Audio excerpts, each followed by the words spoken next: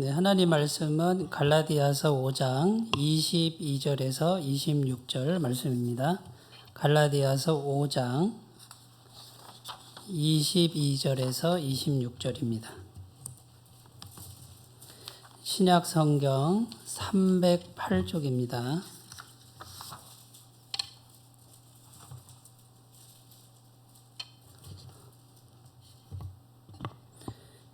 신약 성경 308쪽 갈라디아서 5장 22절에서 26절 우리 한 목소리로 같이 합독하시겠습니다. 시작. 오직 성령의 열매는 사랑과 희락과 화평과 오래 참음과 자비와 양선과 충성과 온유와 절제니 이 같은 것을 금지할 법이 없느니라. 그리스도 예수의 사람들은 육체와 함께 그 정욕과 탐심을 십자가에 못 박았느니라. 만일 우리가 성령으로 살면 또한 성령으로 행할지니 헛된 영광을 구하여 서로 노엽게 하거나 서로 투기하지 말지니라. 아멘. 네, 오늘 말씀의 제목을 성령의 열매가 풍성한 사람 이렇게 정해보았습니다. 이 성령의 열매 오늘 22절에 보면 사랑과 희락, 화평, 오래 참음, 자비, 양선, 충성, 온유, 절제 이렇게 이제 하나하나 그 성령의 9가지 열매를 이렇게 살펴보면은 이런 것이 우리 안에 풍성하다고 한번 생각을 해보세요. 굉장히 좋겠죠, 그죠? 일단 나 자신이 좋을 것 같고요. 내 옆에 있는 사람들이 굉장히 좋아할 것 같아요. 제가 그 어렸을 때 도매산골에서 정말 그 집 2채 정도 있는 산골에서 살았는데 그 도매산골 저희 집 옆에 복숭아 나무가 좀 큰 게 있었어요. 그러면 이 여름이 되면 그 복숭아 열매가 그냥 아주 그냥 많이 열립니다. 그 열매를 가서 먹으면 그렇게 맛있을 수가 없었어요. 그러니까 그 열매가 그 복숭아 나무가 열매를 잘 맺어 놓으니까 누가 혜택을 보는 겁니까? 제가 혜택을 보는 거죠. 옆에 있는 사람이 혜택을 보는 거예요. 그 열매를 먹으니까 그렇게 달 수가 없습니다. 우리 안에 성령의 열매가 충만하면 나 자신도 좋지만 결국은 이 성령의 열매는 궁극적으로는 나만을 위한 게 아니고 내 옆에 있는 사람이 내 열매를 먹고 맛을 보고 기뻐하고 즐거워하고 이제 이러라고 맺히는 게 성령의 열매입니다. 그래서 그리스도인은 예수님 믿는 사람들은 성령의 열매가 풍성한 사람이 마땅히 돼야 되고 그 성령의 열매를 풍성히 맺는 그런 모습을 비전으로 삼고 부단히 노력을 해야 됩니다. 구원은 하나님이 복음을 듣고 예수 그리스도의 피 묻은 복음을 듣고 그 복음의 말씀을 받아들인 사람, 그냥 믿음으로 받아들이면 구원은 하나님이 주시는 거죠. 선물로 주시는 거죠. 믿음으로. 그런데 이 성령의 열매는 물론 하나님께서 주셔야 되지만 인간이 하나님과 함께 연합해서 노력해야만 됩니다. 노력하는 사람, 성령님과 함께 노력하는 사람은 성령의 열매가 풍성합니다. 근데 성령님은 주시려고 하는데 내가 노력을 안 해요. 협조를 안 하면 성령의 열매가 풍성하게 맺히지를 못합니다. 그래서 오래 교회를 다녀도 어떤 분은 성령의 열매가 막 주렁주렁 막 풍성하게 열려 있는 것을 볼 수가 있는데 이건 눈으로 보는 게 아니죠. 옆에 가서 대화를 나눠보면 아, 이분은 성령의 열매가 풍성하네. 사랑과 희락과 화평과 오래 참음 이것이 풍성한 분이네 라고 이렇게 느끼는데 어떤 분은 교회를 오래 다녀도 성령의 열매가 안 느껴지는 분들이 간혹 가다가 있다는 거죠. 굉장히 안타까운 거예요. 구원받은 후에 이 성령의 열매가 풍성히 열리는 길이 있고 성경이 분명히 말씀하고 있는 부분인데도 이쪽으로는 관심을 안 갖는 분들이 있다라는 것이 참 가슴 아픈 일이죠. 그러니까 이제 평생 교회를 다녀도 이걸 다른 말로 표현하면 신앙 성장이 안 되는, 영적 성장이 되지 않는, 교회만 어떻게 보면 교회만 왔다 갔다 하는 이런 안타까운 모습을 나타내기가 쉽다라는 것입니다. 그래서 우리 안에 성령의 열매가 풍성하다, 이것이 사실은 주님께서 구원받은 자를 향한 궁극적인 비전이에요. 궁극적 모습이에요. 자, 그래서 오늘 말씀을 좀 우리가 좀 자세히 좀 살펴보겠는데, 성령의 열매 그랬습니다. 자, 성령님은 지금 어디 계십니까? 원래부터 성령님은 온천지에 충만하시죠?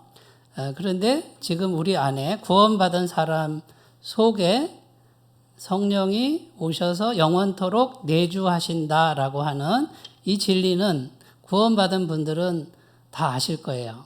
이 성령께서 어떻게 제 속에 들어옵니까?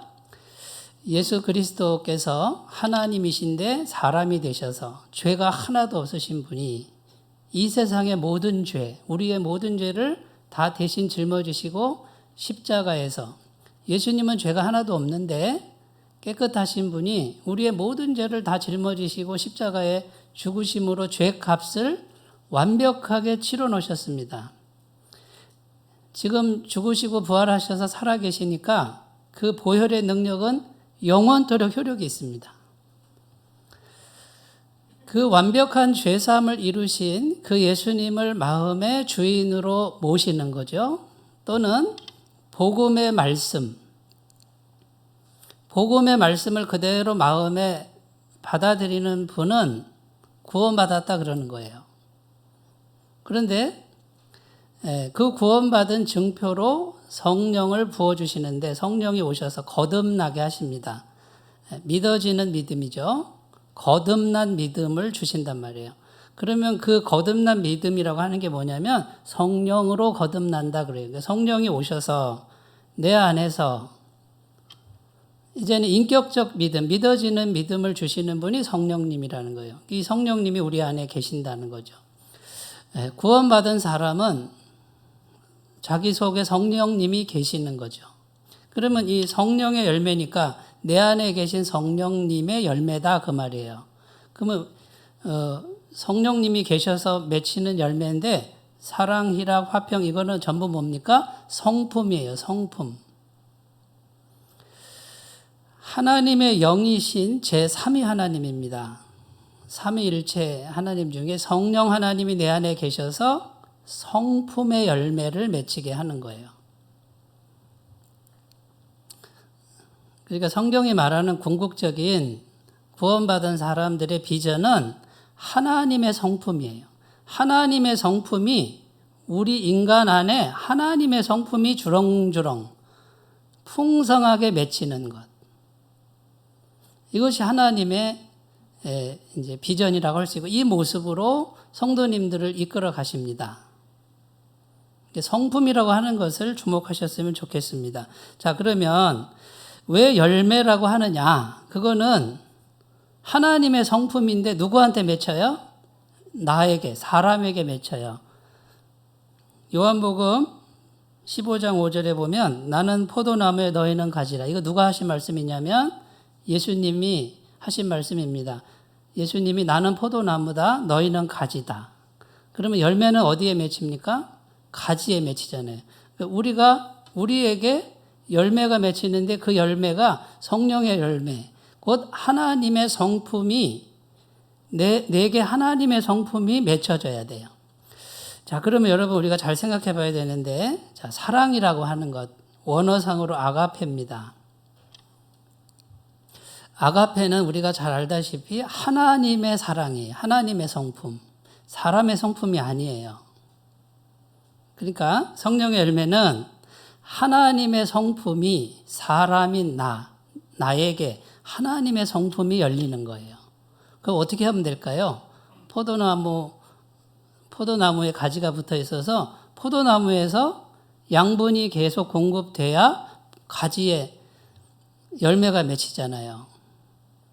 그럼 우리가 어떻게 연결되어 있습니까? 가진 우리가 우리 안에 성령님이 계시니까 하나님의 영이 들어와서 계시니까 연결되어 있습니까? 떨어져 있습니까? 연결되어 있는 거예요.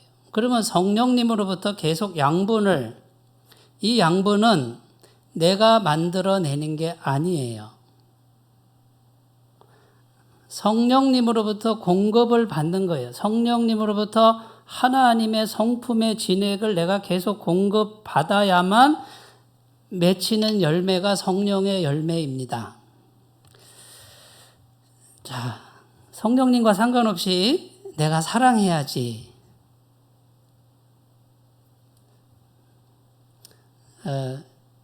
물론 내가 사랑해야지 하면 누가 도와주실까요? 성령님이 도와주시죠. 그런데 정확하게 말하면 성령님 상관없이 내가 사랑해야지 한다고 사랑하십니까? 얼마나 가십니까, 그게? 한 며칠 가다가 말지요? 왜 그럴까요? 내가 만들어낸 사랑은 능력이 없고 또 자원이 부족해요. 그래도 사랑해야죠, 우리가, 그죠? 그런데 나만의 노력으로는 이걸 이룰 수가 없어요.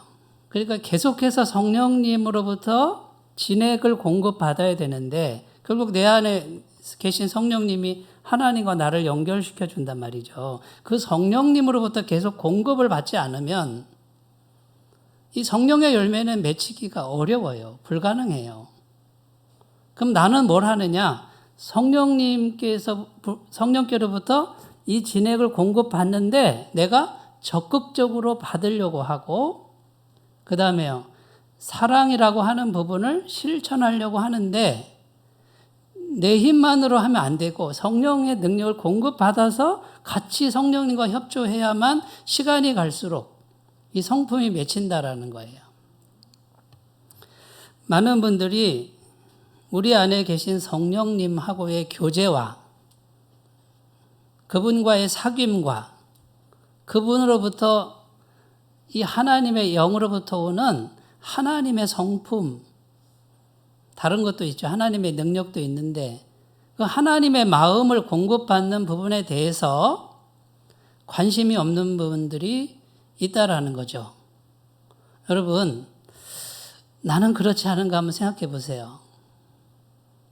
성령의 열매에 대해서 사실은 이게 제일 중요한 부분인데 이 부분에 대해서 얼마나 생각하고 사시는지 한번 돌아보셨으면 좋겠습니다.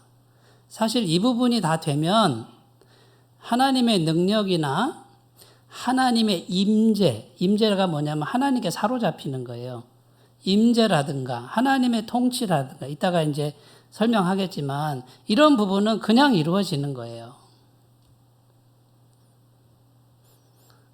그런데 이제 이 하나님의 성품을 공급받는 부분이 아니고 다른 쪽으로 자꾸 애를 쓰시는 이런 경향들이 있는 것을 볼 때 안타깝다라는 거죠.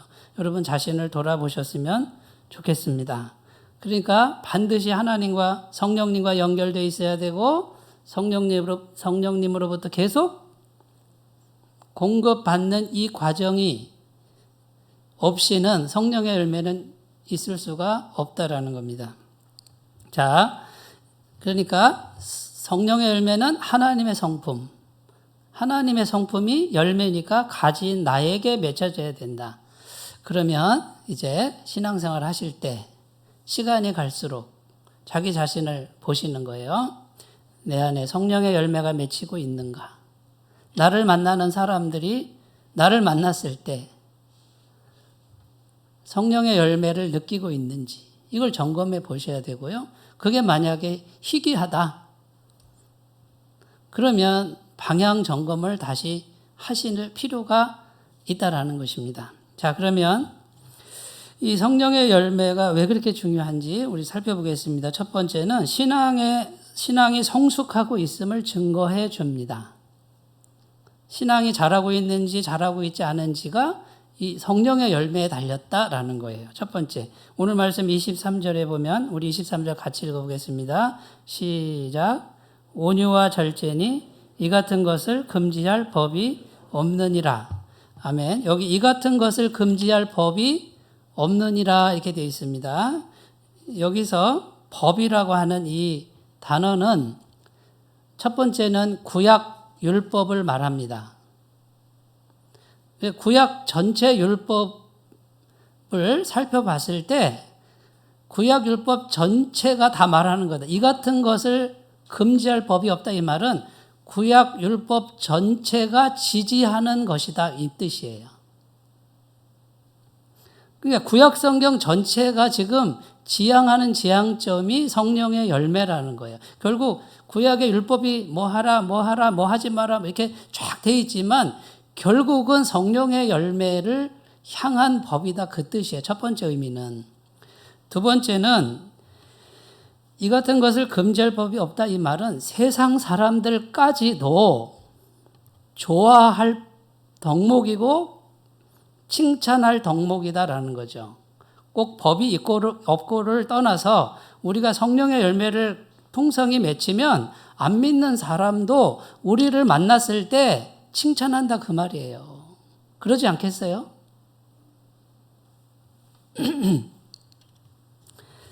그러니까 이 성령의 열매는 성도가 신앙이 성숙되었다라는 증거고요.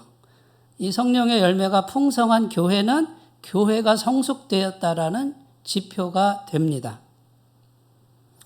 자, 근데 오늘 이 말씀이 사도 바울이 고린도 교회를 향해서 성령의 열매를 말하고 있어요. 왜 말했을까요? 고린도 전서의 전체적인 흐름이 있어요. 그 전체적 맥락에서 성령의 열매다라고 말하는 거예요. 고린도 교회는 어떤 교회냐면요. 고린도서에 보면은 성령의 9가지 열매 말고 성령의 9가지 은사가 나와요. 몇 가지만 얘기하면 방언의 은사, 방언은 오늘날도 있습니다. 방언 통역, 예언, 신유, 영분별, 지식의 말씀, 지혜의 말씀, 예언 뭐 이런 것들이에요. 그러니까 성령께서 오셔서 신령한 은사를 주는 거예요. 예언이라고 하는 것도요. 예언 기도하는 분들 보면 성령에 사로잡혀서 말을 하는데 이 입술이 붙들린다고도 하고요. 어떤 사람을 놓고 기도하면 그 사람의 죄악된 부분을 드러내고 하나님의 뜻을 말해요. 어떨 때 보면 점쟁이 같아요. 다 알아맞히고 그래요. 이건 성령께서 주시는 은사예요. 이런 것들이 오늘날에도 있어요. 신유, 병 고치는 은사인데 신유의 은사 받은 사람이 오늘날에도 있어요. 그러니까 성령께서 오셨다 이 말은 이 신령한 은사, 성경이 분명히 말하는 9가지 은사를 말해요. 그런데 문제가 뭐냐면 이렇게 고린도 교회는 막 성령의 역사가 많았는데 문제가 뭐냐면 교회 안에서 무질서했습니다. 은사자들이 방언하는 사람들이 나도 방언한다 해가지고 질서 없이 나와서 막 방언을 해요. 이 사람 저 사람 막 방언하고 예언하는 사람들이 질서 없이 나와서 나도 예언한다 이랬어요. 어떻게 되겠어요? 교회가? 혼란스럽고 무질서해지겠죠. 신유 은사 받은 사람들이 나 병 고친다 그래가지고 그걸 또 자꾸 드러내요. 자, 성령의 신령한 은사가 있어서 막 풍성했습니다. 지식의 말씀, 지혜의 말씀, 뭐 영분별 뭐 다 있는데 무질서 하다 보니까 그 무질서의 원인이 뭡니까? 자기를 드러내고 싶은 거예요. 나 이런 은사 있다? 나도 방언 받았다? 나도 예언한다? 막 와서 무질서하게 하는 거예요. 그래서 고린도전서 14장에 가면 사도 바울이 이 문제를 놓고 하나하나 얘기를 합니다. 뭐라고 얘기합니까? 예언하는 사람이 있으면 한 사람이 질서를 딱 잡아주라 이 말이에요. 그리고 한 사람씩 예언을 하게 해라. 그러면 나 예언합니다 하고 나와서 예언하면 그게 진짜인지 가짜인지 어떻게 알아요? 그 예언이 진짜인지 가짜인지 다른 예언하는 사람들이 분별하게 해라. 함부로 못하게 해라 그 말이에요. 방언하는 사람 나와서 막 샬라샬라 방언하는데 교회 앞에서 그거 조심하고 방언할 것 같으면 반드시 방언 통역하는 사람을 옆에 세우라 이거예요. 질서를 잡아서 한 사람씩 하라는 거예요. 어떤 분들은 그래요. 지금 성령이 강력하게 역사해서 절제할 수 없다고. 사도 바울 분명히 말합니다. 하나님은 무질서의 하나님이 아니라 질서의 하나님이고, 방언하는 사람이 방언을 스스로 통제 못하는 건 그건 거짓된 방언이라고 말하고 있어요. 고린도전서 14장에 가면 다 나옵니다. 결국은 사도 바울이 말하는 게 뭐냐면, 신령한 은사가 중요한 게 아니고 교회가 아름다운 덕을 세우고 서로 양보하고 자기를 드러내지 않고 겸손하게 하는 그런 교회의 모습을, 성숙한 교회의 모습을 만들어라 이 말이고, 그걸 만들지 못한 고린도 교회를 책망하는 거예요. 그 책망하는 선상에서 성령의 열매를 말씀하는 거예요. 하나님의 성품. 그러면서 뭐라 그러는 거예요? 너희는 성령의 은사는 있을지 몰라도 하나님의 성품이 부족하다. 성품적으로 형편이 없다 이렇게 말하는 거예요. 고린도전서 13장은 사랑장입니다. 천사의 말을 하고 방언을 아무리 말해도 사랑이 없으면 아무것도 아니다 그래요. 모든 비밀을 말하는 예언 은사 있어도 사랑이 없으면 그거 아무것도 아니고, 내 몸을 불사르게 내줄지라도 사랑이 없으면 아무것도 아니다 그 말이에요. 자기를 드러내려고 하는 사랑의 본질이 뭐예요? 사랑은 뭐부터 시작이에요? 오래 참고, 사랑은 온유하며, 사랑은 시기하지 않고, 사랑은 자랑하지 않고, 사랑은 성내지 않고, 사랑의 열매가 맺힌 사람은 자기를 드러내지 않습니다. 그런데 자꾸 자기를 드러내, 자꾸 자기를. 이거는 뭡니까? 고린도전서 2장 3장에 가면 육신에 속한 자로다. 아직 구원은 받았는데 아직 자기 속에 있는 육의 세력을 통제하지 못하고 다스리지 못하는 어린아이와 같다라고 사도 바울은 평가하고 있습니다. 자, 오늘 말씀이 왜 주어졌는지 이제 고린도 전서를 보면 이제 나오는 거죠. 그냥 나오는 게 아니에요. 그러니까 하나님의 성품이 부족하다. 책망의 그 말씀에서 나오는 거예요. 그러니까 성령의 열매는 신앙이 성숙하다라는 증표라는 것을 말해주고 있습니다. 여러분, 자, 이제 말씀을 들었으니 자신을 돌아봐야죠. 그죠? 우리 속에는 나를 드러내고 싶은 마음 있어요? 없어요? 있죠. 요만큼 뭐가 있으면 그걸 막 이만큼 하게 만들고, 그죠? 그런 게 다 있어요. 제 안에도 있어요. 누가 좀 알아줬으면 좋겠고, 이런 마음 다 있단 말이에요. 그거를 성령의 성품이 있으면 내려놓을 수 있느냐? 그걸 자신을 돌아보는 거예요. 사람 몇 사람만 모이면 그냥 나를 드러내려고 하는 이런 가벼운 마음이 혹시는 너무 강하게 있지 않습니까? 아직도 성숙을 위해선 갈 길이 멀지 않겠습니까? 자, 그러면 이 성령의 열매가 풍성해지려면 우리 어떻게 해야 될까요? 첫 번째, 성령이 우리 안에 있는 걸 분명히 알아야 돼, 분명히. 고린도전서 3장 16절, 너희는 너희가 하나님의 성전인 것과 하나님의 성령이 너희 안에 계신 것을 알지 못하느냐. 여기 알지 못하느냐 이렇게 묻는 것 같은데 이 말은 뭐예요? 분명히 알아야 된다 그 뜻이에요. 그러면 내 안에 성령님이 계신 걸 분명히 알아야 된다 이 말은 내 안에 계신 성령님이 계신 걸 인식하고 살으라는 거예요. 항상. 전능하신 하나님이 영의 형태로 내 속에 계신 걸 알아야 된다 그 말이에요. 그럼 성령님이 내 안에서 뭐 할까요? 성령님이 내 안에서 하시는 일도 계속 나와요. 요한복음 14장 26절에 보혜사 곧 아버지께서 내 이름으로 보내실 성령. 여기 조금 설명하고 가겠습니다. 보혜사라고 돼 있잖아요. 또 다른 보혜사를 예수님이 이제 승천하시면서 또 다른 보혜사를 너희에게 보낼 것이다 그래요. 그게 성령님이죠. 또 다른 보혜사 할 때 보혜사라는 뜻은 위로자, 상담자 그런 뜻이에요. 내 옆에서 나를 위로하고 상담해 주시는 분, 친절하게 상담해 주시는 분이라는 거예요. 그런데 예수님이 가시면서 또 다른 보혜사 이랬으니 보혜사는 성령님만 말하는 게 아니고 예수님도 보혜사예요. 예수님이 육체로 오셔서 우리들과 같이 임마누엘 함께 하셨어요. 하나님이.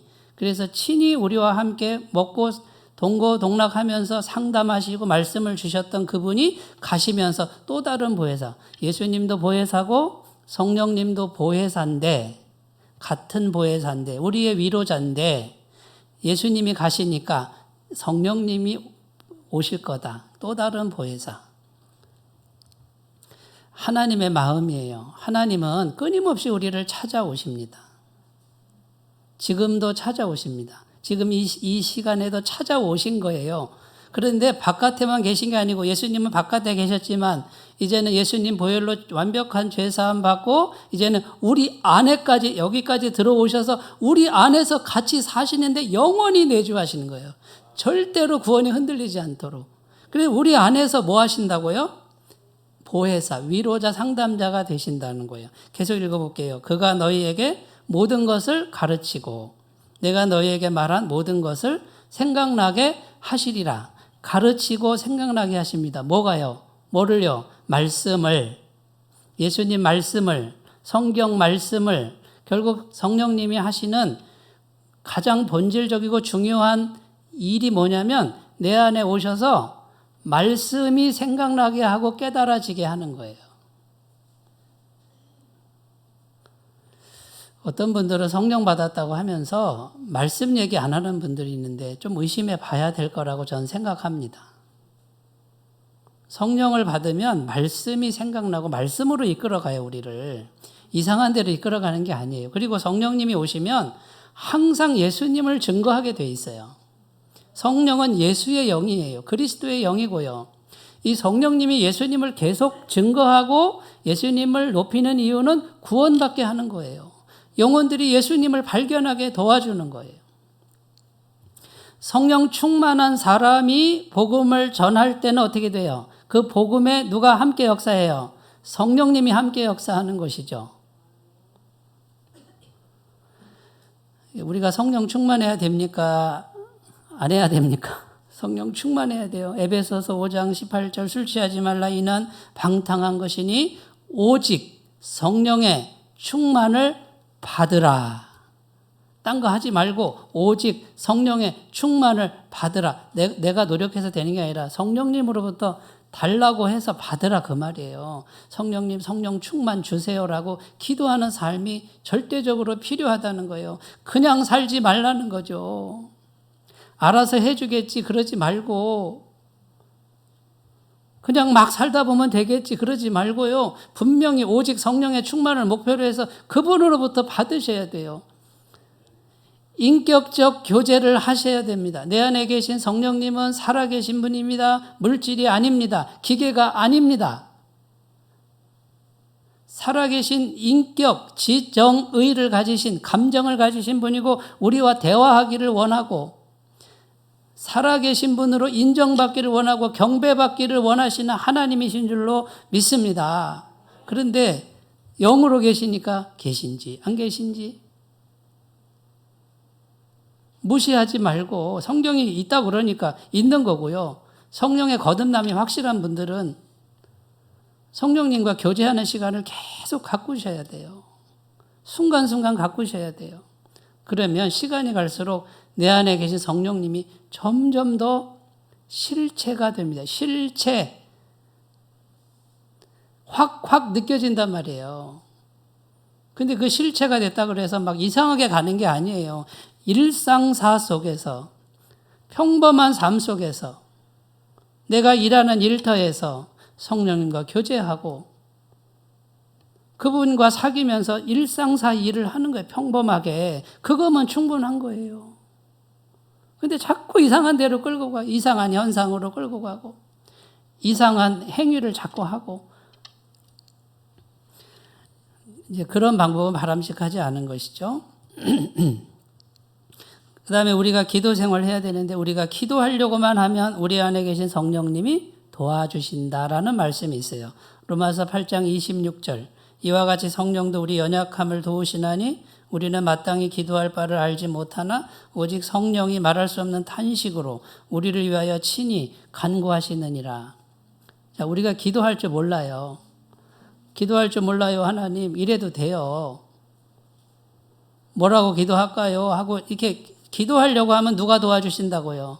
우리 안에 계신 성령님이 말할 수 없는 탄식으로 대신 간구해 주신대잖아요. 기도 훈련을 하시기 바래요. 뭐 주세요, 뭐 주세요 이런 기복적인 거를 내려놓고 성령의 충만함을 위해서 기도하는 시간은 꼭 필요합니다. 누가복음에 마태복음에 보면 구하라 그럼 주실 것이요 하고 마지막에 구하는 자에게 좋은 것을 주시지 않겠느냐. 그런데 누가복음에는 구하는 자에게 성령을 주시지 않겠느냐. 결국 하나님은 성령님을 우리에게 주고 싶어 하십니다. 성령의 충만한 길을 찾아가시기 바라겠습니다. 이렇게 되면요, 내 신앙이 성숙하고 있다는 증거라는 거예요. 두 번째는 영적 싸움에서 승리할 수 있는 능력을 공급해 준다는 거죠. 오늘 말씀 24절 같이 읽겠습니다. 시작. 그리스도 예수의 사람들은 육체와 함께 그 정욕과 탐심을 십자가에 못 박았느니라. 아멘. 여기 보면 우리 안에 성령님이 계시지만 또 뭐도 있대요? 정욕과 탐심도 있다고 분명히 증거하고 있어요. 자, 그러면 우리 안에 성령이 계시고 정욕과 탐심도 있어요. 그럼 이게 둘이 싸우는 거예요. 이렇게. 구원받은 사람은 항상 싸우고 있어요. 누가 이길까요? 누가 이길까요? 그냥 자동으로 이길까요? 그렇지 않아요. 구원받아서 천국 가는 거는 우리 안에 성령이 계시니까, 예? 죽은 다음에 어떻게 됩니까? 죄값으로 죽었단 말이죠. 그럼 우리 영혼이 나오고 결국 그리스도의 영이 우리를 깨끗하게 해서 천국으로 데려가는 건 이건 흔들림이 없어요.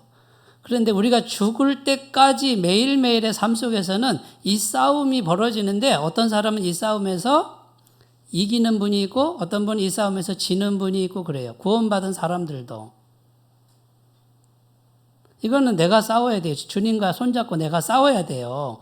그런데 문제는 뭐냐면 내가 성령의 충만한 능력을 자꾸 공급받아서 내 속에 있는 정과 욕심을 없앨 수는 없습니다. 죽을 때까지. 그런데 성령의 능력이 충만해서 내가 이 정과 욕심을, 정욕과 탐심을 누르고 이제는 우위에 쓴단 말이죠. 이렇게 지배하는, 다스리는 요 마음 상태를 가꾸시면 어떻게 될까요? 내가 날마다 승리하고 나를 성령님이 원하시는 대로 끌고 가시겠죠. 그죠? 나를 통해 하나님의 능력이 이제 나타나기 시작해요. 그런데 구원받은 이후에 여전히 이 정욕과 탐심이 더 커지도록 방치하는 분들은 성령이 계셔도 성령님은 인격적이시라 나에게 함부로 하지 않아요. 그러니까 내가 하는 대로 가만히 계셔요. 힘드셔도. 그러니까 이 정욕과 욕심이 가득가득 내 속에 차면은 나를 그리 끌고 다니는 거예요. 계속 끌고 다니는데 구원받긴 구원받았어요. 교회는 다니긴 다니는데 어떻게 되겠어요? 정욕과 탐심이 계속 드러나는 삶을 살 수밖에 없고 사람들이 다 흉을 보는 거예요. 구원받은 사람 저렇게 살면 안 되는데 라고 옆에서 흉을 보는데도 몰라요. 본인이. 이 영적 싸움이 있는 걸 알지 못하니까. 갈라디아서 5장 16절 17절 우리 같이 읽겠습니다. 그 앞에 부분이에요. 오늘 말씀 앞에 부분에 5장 16절 17절 같이 읽습니다. 시작. 내가 이르노니 너희는 성령을 따라 행하라. 그리하면 육체의 욕심을 이루지 아니하리라. 육체의 소욕은 성령을 거스리고 성령은 육체를 거스리나니 이 둘이 서로 대적함으로 너희가 원하는 것을 하지 못하게 하려 함이라. 자, 육체의 소욕과 성령이 서로 거슬른다고 그러죠. 그리고 서로 못하게 지금 막고 있는 거예요. 이게 구원받은 사람의 실존이에요. 그러니까 고린도 교회에 구원받아서 성령의 신령한 은사가 그렇게 풍성했어도 하나님의 성품이 나타나지 않은 것은 육체의 소욕을 다스리지 못하고 있는 그런 상태라고 말하고 있는 것이죠. 조금 더 읽겠습니다. 18절부터 21절까지 한번 쭉 읽어보겠습니다. 시작. 너희가 만일 성령의 인도하시는 바가 되면 율법 아래 있지 아니하리라. 육체의 일은 분명하니 곧 음행과 더러운 것과 호색과 우상 숭배와 주술과 원수 맺는 것과 분쟁과 시기와 분냄과 당짓는 것과 분열함과 이단과 투기와 술취함과 방탕함과 또 그와 같은 것들이라. 전에 너희에게 경계한 것 같이 경계하노니 이런 일을 하는 자들은 하나님의 나라를 유업으로 받지 못할 것이요. 이게 육체의 일, 육체의 소욕이 계속 우리 안에서 계속해서 일으키는 세력들이 이런 것들이고, 특별히 여기 보면 분쟁과 시기와 분냄과 당짓는 것. 고린도서 1장에 가면요, 바울이 책망하는데 고린도 교회가 4개 파로 나뉘어져 있었어요. 바울파, 게바파, 그리스도파, 아볼로파. 전부 유명한 사람들을 쫓아가는 거예요. 사람들을 나는 바울파야. 바울 선생님이 얼마나 훌륭해. 나는 아볼로파야. 이 사람은 공부를 많이 했어. 이 사람이 더 훌륭해. 베드로파야. 나는 이 베드로가 예수님 수제자 아니야. 난 이 사람 편이야. 이렇게 4개로 나뉘어져서 하나가 되지 못해요. 바울이 책망하잖아요. 그리스도가 어찌 나뉘었느냐. 하나님 한 분만을 바라봐야지 사람을 바라보느냐. 전부 팔을 짓는 당짓고 이런 게 전부 뭐예요? 육체의 일이라고 말하고 있는 거예요. 이게 육체의 소욕이라는 거예요. 당연한 게 아니에요. 하나님 한 분만, 그분만이 나의 주인이고 주의 말씀만이 나의 주인이면 그분 말씀만 들으면 되지. 훌륭한 분들은 존경하고 사랑하면 되죠. 그분 파라고 하는 건 없는 거예요. 그래서 또 육신에 속한 자로다. 이렇게 책망하는 것이 바울이 고린도전서 2장 3장에 가면 그것이 나옵니다. 여러분, 이 영적 싸움이 우리 안에 계속 있는 거예요.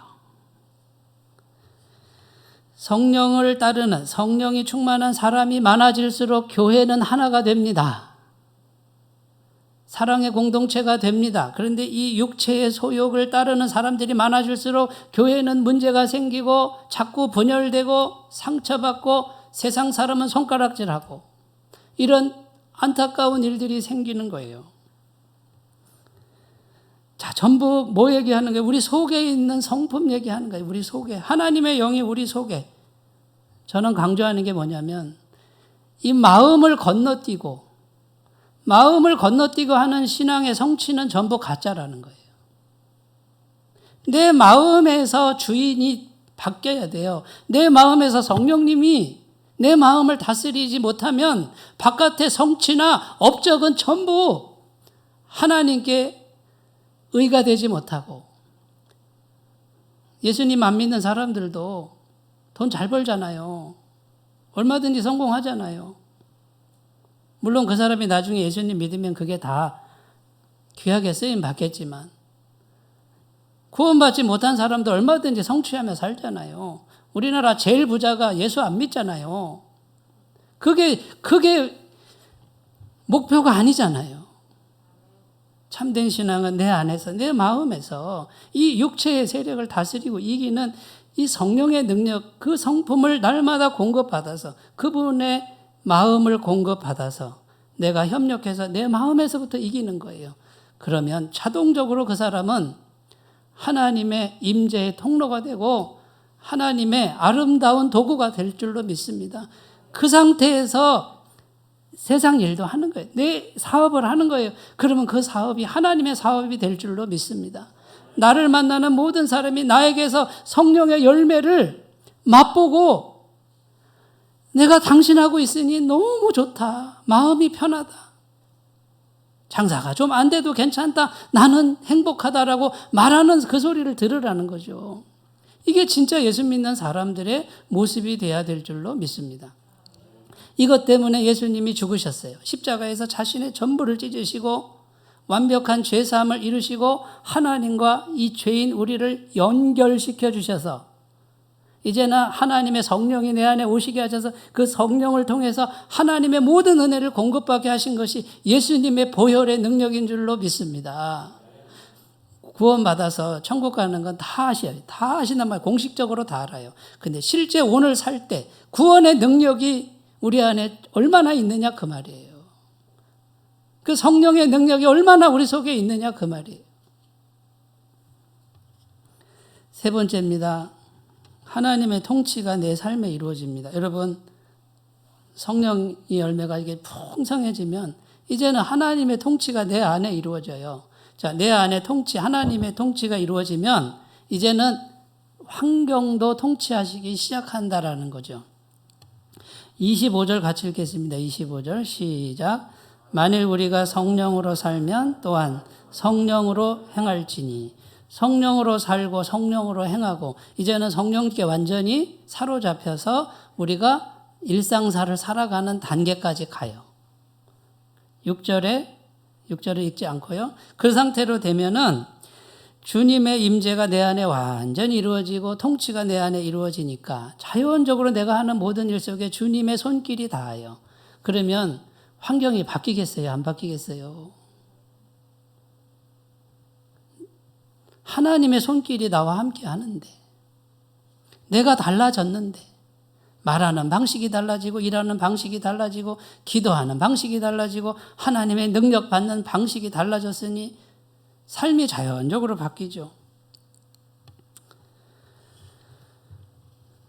구약 성경에 다윗이라는 사람이 나와요. 다윗이 참 불쌍해요. 사울 왕이 한 나라의 왕이 다윗을 미워해요. 죽이려고 그래요.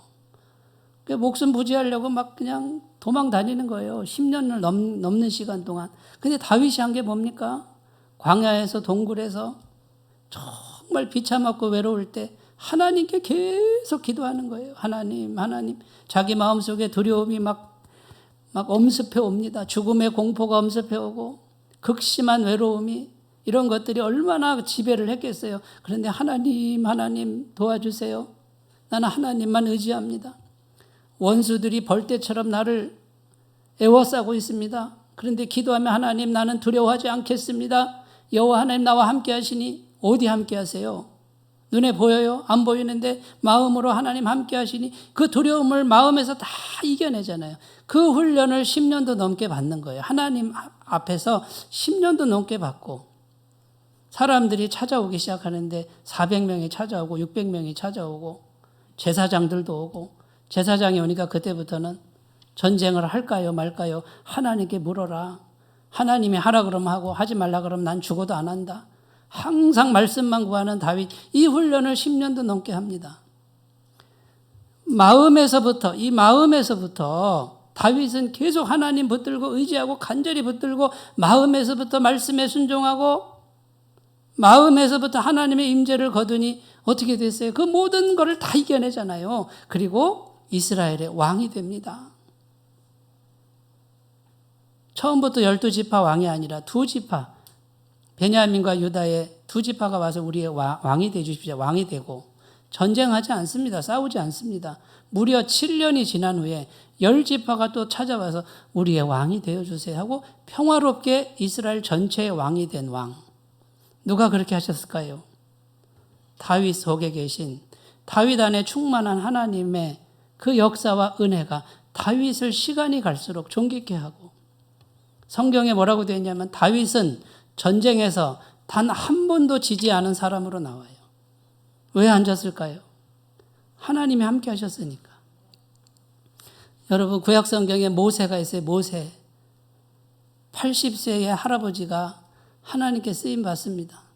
광야에서 40년을 썩습니다. 이대로 죽어야지 뭐.